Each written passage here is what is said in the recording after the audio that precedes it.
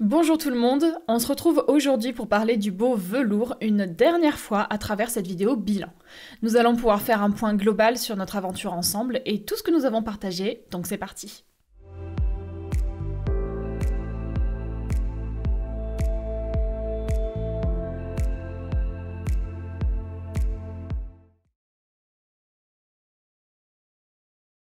Alors, petit rappel très rapide de qui est Velours. C'est donc un hongre qui avait 13 ans au moment où je l'ai eu en confiage. Il a passé 10 ans de sa vie abandonné dans un pré dans des conditions assez extrêmes. Sa propriétaire actuelle l'a sauvé via l'association Rien que pour eux. Elle a construit une très belle relation avec lui et lui a appris les manipulations de base. Velours étant un cheval délicat et extrêmement sensible, il s'est malheureusement mis à tracter en longe. Il a été confié à un professionnel pour être rééduqué, mais ça n'a pas fonctionné, les choses sont allées de pire en pire jusqu'à ne plus pouvoir le licoler. C'est donc là que sa propriétaire m'a contacté pour que je l'aide à améliorer le rapport du cheval à l'humain et surtout à résoudre ce problème de tractage qui s'était ancré très fort dans la tête de Velours.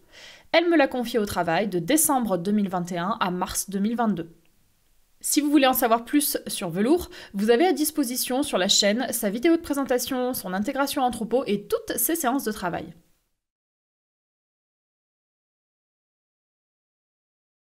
Velours a donc vécu à mes côtés pendant 101 jours, c'est-à-dire 3 mois, et nous avons fait ensemble 20 séances au cours de cette période. Je distingue 3 grandes phases dans notre évolution qui ont conditionné les progrès. Sur les premières séances, on se découvre, on installe des bases, mais les difficultés arrivent rapidement. Malgré le contrôle des pieds que je mets en place, Velours tracte. J'essaye plein de choses différentes pour trouver un équilibre, mais j'arrive finalement à court d'idées. Au-delà des défis techniques qu'il me pose, j'ai un vrai problème avec Velours que j'avais jamais rencontré avant avec les autres chevaux. J'arrive pas à créer de connexion émotionnelle avec lui. Il se passe rien entre nous, je le sens loin et j'arrive pas à faire le lien et ça me déconcerte complètement. La séance numéro 5 notamment marque une cassure nette où je suis vraiment perdue. Je comprends que mon état d'esprit doit changer à partir de là si je veux continuer avec lui.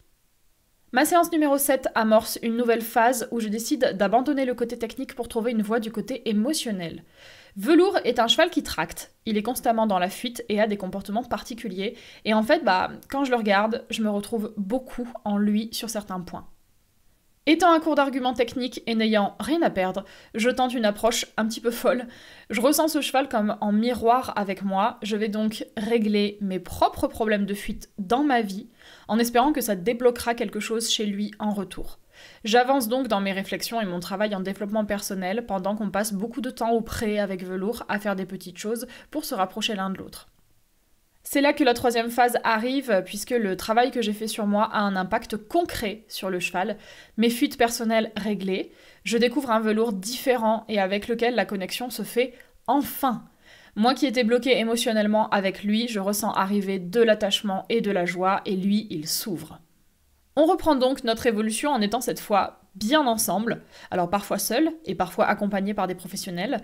Notre déblocage émotionnel est incroyable à vivre, mais ne résout pas tout. Il reste un énorme travail technique à faire. On avance donc doucement pour s'améliorer jusqu'à la dernière séance. Voilà donc pour le résumé rapide de notre travail. Vous pouvez bien sûr en connaître le détail à travers les vidéos dédiées aux séances.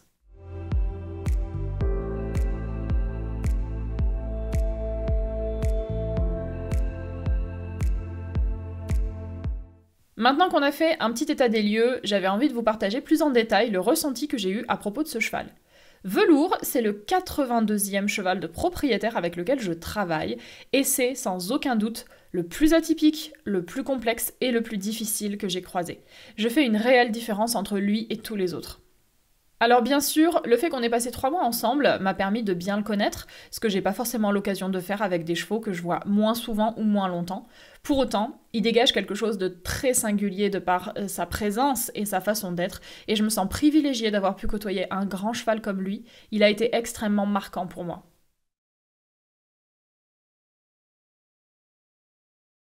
Ce qui est le plus notable chez lui, c'est sa sensibilité, d'une très grande finesse. C'est à la fois une chance, parce que ça ouvre un potentiel d'éducation énorme, et en même temps, ça peut être un obstacle, parce qu'il faut être à la hauteur quand on échange avec lui. Ça m'a demandé beaucoup d'efforts et de concentration. Vous l'avez vu au cours des séances, Velours ne laissait pas passer mes erreurs, ça rendait le parcours difficile, et en même temps, ça m'a beaucoup appris. Avec une éducation très fine, qualitative et régulière, Velours aurait de quoi devenir un cheval exceptionnel au travail.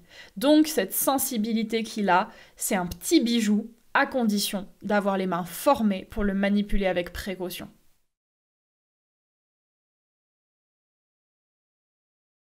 Il y a quelque chose chez lui qui m'a beaucoup impressionné dès le début, c'est sa capacité à changer de comportement. Lorsqu'il n'est pas connecté avec nous, il peut être d'une froideur assez glaçante. On dirait que son esprit est à des dizaines de kilomètres de nous, alors que pourtant son corps est à 1 mètre. Sur nos débuts, il s'appliquait à ne jamais me regarder en face, il avait toujours les yeux ailleurs ou alors légèrement désaxés de moi. C'était fou de voir la forte intention qu'il avait de m'ignorer. Il peut donc avoir un côté très insaisissable et en même temps, une fois qu'il s'ouvre, il se donne vraiment. Lorsqu'on est devenu amis, il a témoigné une douceur profonde et sincère. Il est très proche et câlin, son regard se fait tellement tendre. Il donne beaucoup d'amour et il devient particulièrement émouvant. Ces changements de comportement s'appliquent aussi à sa façon de bouger. Il est à la fois capable d'un ancrage très solide avec une vraie économie dans le geste, une tendance à l'immobilité et des pieds qui ne se déplacent qu'avec maîtrise et précision. Et en même temps, lorsqu'il est sous émotion, il bascule dans un état de mouvement constant où il est plus capable de s'arrêter et où ses pieds précipitent et se bousculent. Il a des attitudes introverties ou extraverties, selon le contexte, et ça paraît pas toujours logique à nos yeux, et le switch entre les deux se fait parfois en un claquement de doigts. Ça m'a vraiment marqué, et je suis heureuse de constater que ces gros contrastes se sont atténués au fil des séances à partir de la phase 3. Je pense qu'en développant sa confiance en moi, ça l'a aidé à s'équilibrer et donc à abandonner ses paradoxes.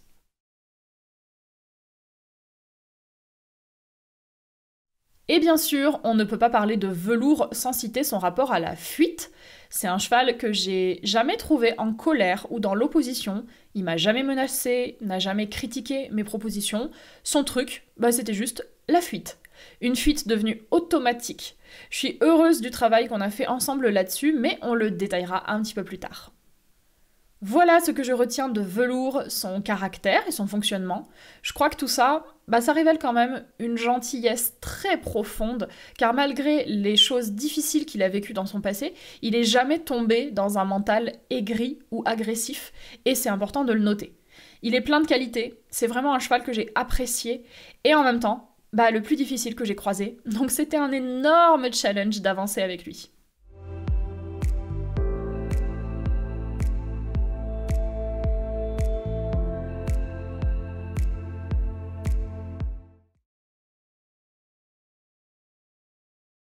Sur notre phase numéro 1, Velours a bien sûr donné plein de bonnes choses, mais vous le savez, au fur et à mesure des séances, les exercices se sont dégradés. Je pense qu'il y a plusieurs raisons à ça, mais pour moi la principale, c'est qu'il n'y avait pas de connexion. Lui, il était loin émotionnellement, et moi, je ne ressentais rien à ses côtés. On ne pouvait donc pas construire du solide sur cette base. Velours a eu besoin de temps pour apprendre à me connaître et m'apprécier, et je pense aussi qu'il devait sentir du négatif en moi, que j'ai réparé en travaillant sur moi-même en phase numéro 2, et ça nous a réconciliés. Je pense aussi que le contexte est important. Sur la première séance, par exemple, Velours était arrivé à la pension la veille et n'avait aucun repère. Nouveau lieu, nouveau congénère auprès, nouvel humain qui s'occupe de lui. Tout ça, ça le rendait assez modulable, ce qui explique que notre première séance, par exemple, était quand même très bien. Au fil des séances, il s'est habitué à l'environnement, il s'est équilibré dans le troupeau, et surtout il a appris à me connaître. Forcément, qui dit prise de repère, dit prise de conscience. Se sentant plus à l'aise, Velours a pu s'affirmer plus, et les mauvais comportements ont eu plus de place pour s'exprimer. En tout cas, il a chamboulé chacune de mes techniques, il m'a poussé dans tous mes retranchements, il a pointé le moindre petit défaut de ma part et m'a obligé à amorcer de grosses remises en question. C'était très inconfortable à vivre, mais ça m'a permis d'explorer plus loin et de gagner en expérience.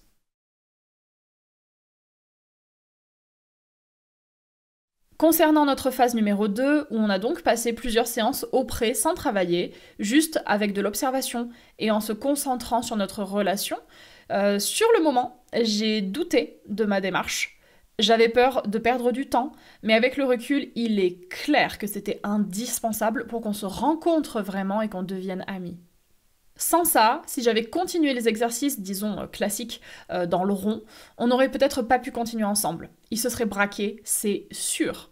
C'est parce qu'on a pris ce temps pour nous accorder qu'on a pu rebondir ensuite. Donc c'est une phase que je considère comme extrêmement importante et je suis heureuse d'être sortie d'une méthode standard pour suivre mon intuition.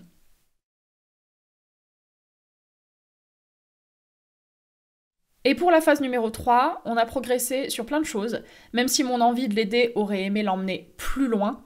Mais là encore, c'était important de prendre le temps de velours. On a souvent répété certains exercices, mais c'était nécessaire pour que le cheval les intègre. Sinon, dans notre travail, j'avoue que j'aurais beaucoup aimé apporter plus de variété, que ce soit en termes d'ateliers ou d'objets extérieurs par exemple. Je l'ai cependant pas fait parce que je tenais à fiabiliser le contrôle des pieds. Rajouter des choses sans savoir si Velours était prêt à les recevoir, ça aurait pu nous mettre des bâtons dans les roues. Techniquement, en réalité, on a toujours fait des choses simples sur nos séances. Mener, reculer, cercle, changer de main, bouger les hanches, bouger les épaules. L'essentiel de nos séances a reposé sur ces exercices-là, déclinés en liberté ou en longe. Pourtant, ils ont été différents selon mon état émotionnel, quand j'étais dépassée au début ou quand j'étais plus équilibrée ensuite, et selon la personne aussi, puisque je suis pas la seule à avoir manipulé le velours, il y a aussi eu les professionnels. Je trouve que c'est là qu'on se rend compte à quel point le travail à pied, ça peut être d'une finesse extraordinaire, car même en ne se basant que sur des exercices, disons, simples, on a eu plein de manières de les réaliser et plein de réponses différentes de la part de Velours.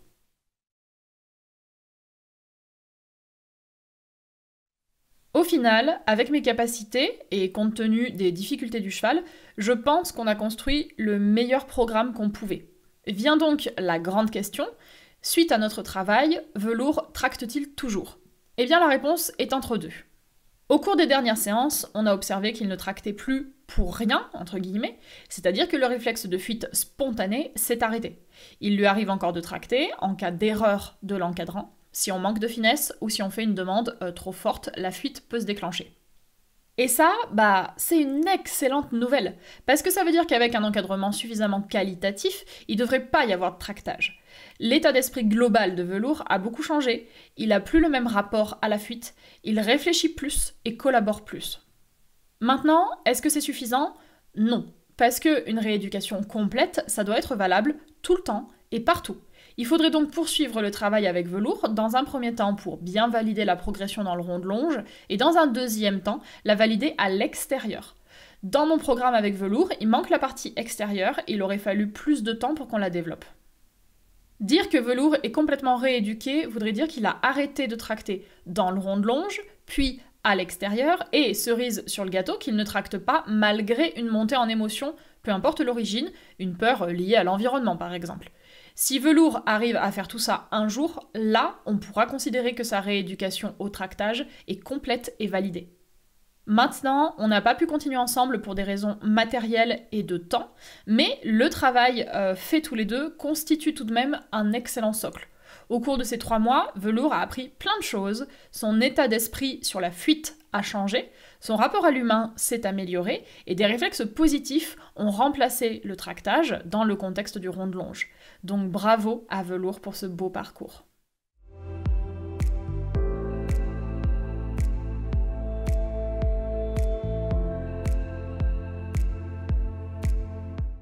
Quand je me suis engagée dans cette aventure, je pensais prendre un cheval en rééducation pour l'aider à abandonner des comportements dangereux. Mais ce qui s'est vraiment passé, c'est que j'ai rencontré un grand mentor qui m'a fait ouvrir les yeux sur certaines problématiques profondes de ma vie, et autant dire que je m'attendais pas du tout à ça. Je crois qu'il est clair que Velours m'a enseigné beaucoup plus que moi je ne l'ai éduqué. Il m'a obligée à travailler sur moi-même pour aller vers lui, et je l'aurais pas fait toute seule s'il ne m'avait pas attendue au bout du chemin. Cette aventure a eu des répercussions énormes dans ma vie, puisque ça m'a amenée à y faire des changements drastiques. Vous le savez, j'en ai déjà parlé, l'une des thématiques que je fuyais dans ma vie, c'était la séparation d'avec mes poneys, qu'il fallait faire, mais que je refusais. Et c'est grâce à Velours que je les regardais en face. J'ai pris des décisions importantes dans ma vie, et tout ça m'a mise à genoux, me faisant abandonner les chevaux et traverser une grosse dépression. Il m'a ensuite fallu 1 an et demi pour me remettre sur pied. J'en parle dans ma vidéo de retour sur Animaiki si vous voulez plus d'infos. Donc, Velours, c'est un sujet ultra chargé émotionnellement pour moi. C'était très dur et en même temps profondément nécessaire dans mon évolution personnelle. Il a été un guide et je lui en serai à jamais reconnaissante. Je vois notre collaboration comme un parcours initiatique beaucoup plus que comme un simple travail équestre. Pour ça, Velours aura pour toujours une place particulière dans mon cœur. Je doute de rencontrer un autre cheval de propriétaire qui ait autant d'impact sur moi que lui en a eu. Quand je repense à lui, les mots éducation, travail ou rééducation sont secondaires. Je pense surtout à une très forte expérience de vie. C'est ce qu'il a été pour moi, au-delà même du contexte équestre.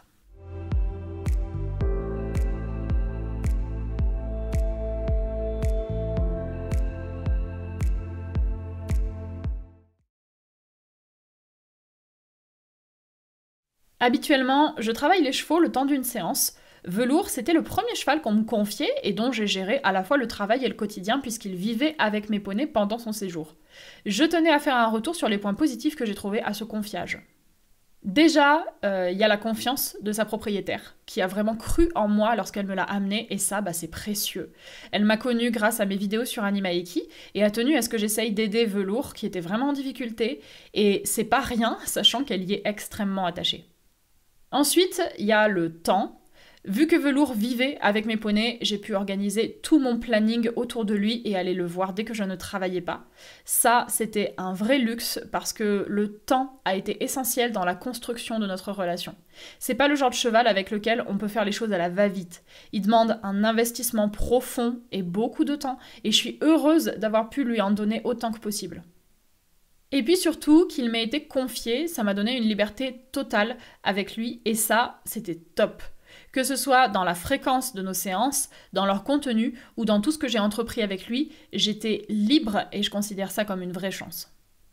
Son confiage m'a aussi permis d'être avec lui au-delà de nos séances de travail, et forcément, j'ai appris à mieux le connaître et ça crée l'intimité d'un quotidien. Donc ça aussi, c'est un point positif, parce que si je ne l'avais eu qu'à travers des séances par-ci par-là, je ne pense pas que j'aurais forcément pu avancer avec lui. Pour se rencontrer vraiment, on avait besoin de tous ces moments auprès d'observation, de réflexion et de contact, et ça, c'est le confiage qui nous l'a permis. Et je rajoute aussi tout simplement que même si ça a été difficile de construire des choses au début, j'ai beaucoup aimé Velours, donc forcément y étant attaché, c'était très chouette de l'avoir avec moi pendant 3 mois.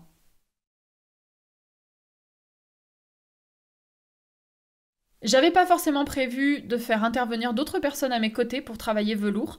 Pour autant, on a eu la chance que ça se fasse très naturellement, y passer dans la région au bon moment. Il y a donc eu 3 professionnels, 2 éducateurs équins et un maréchal ferrant qui nous ont aidés. Laure Bastien sur 4 séances, Marc Ardeneuse sur 1 séance et Jordan sur 1 séance. Je suis incroyablement reconnaissante à ces 3 personnes d'avoir pris du temps pour Velours et moi, surtout quand j'étais en limite de compétences et que j'avais besoin de nouveaux outils. C'était réconfortant et passionnant de pouvoir échanger avec eux sur nos problématiques et trouver des solutions.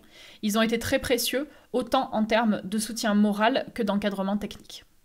Il est clair qu'à plusieurs, on avance plus loin et plus vite. Je l'ai savouré d'autant plus, sachant que je suis autodidacte et que j'évolue majoritairement seule. Velours a donc su rassembler des gens passionnés, encore une chose pour laquelle je peux le remercier.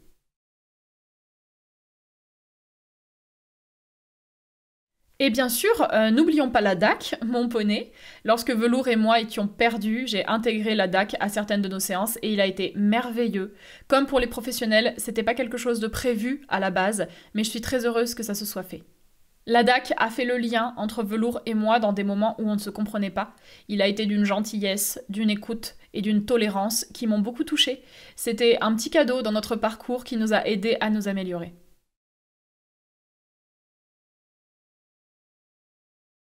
Dernière chose à spécifier concernant Velours, c'est son attitude sur la fin de son séjour à mes côtés. En effet, il y a eu un moment où je l'ai senti se déconnecter, alors que pourtant tout allait bien. Il était ni dans la fuite ni dans l'opposition, mais il a diminué les interactions avec moi et je le sentais moins intense, moins présent. C'était comme s'il avait senti que notre chemin touchait à sa fin, qu'on allait se séparer et qu'il retrouverait bientôt sa propriétaire. Il a peut-être anticipé son retour chez lui et par conséquent, il s'est détaché de moi pour se reconnecter à elle. C'était subtil, mais je l'ai ressenti nettement, je tenais à le notifier.